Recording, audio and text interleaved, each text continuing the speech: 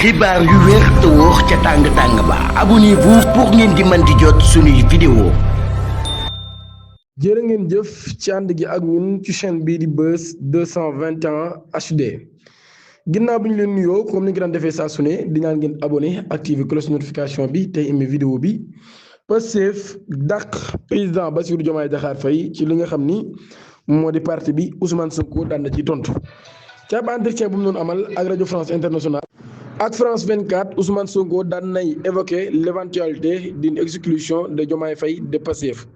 président bi ci boobu nag daal moom mi daan nay tontu ci boobu la mbir moom président parti bii di Pastef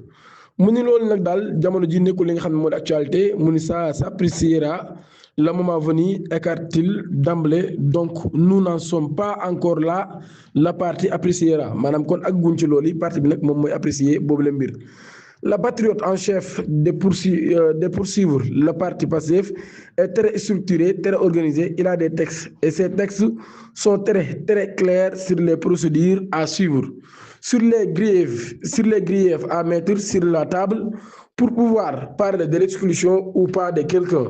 mu ne parti bi ci boobu nag daal moom mooy apprécier la partie ce n'est pas Ousmane Sonko et ce sont les instances qui apprécieront le moment venu loolu la Ousmane Sonko daal di xamle moo xam ne nag daal kon parti bi du Ousmane Sonko waaye instance yi ci boppam la ñoom ñi nag ñooy apprécier mbir mi bu demee ba jamonoom daal di jot.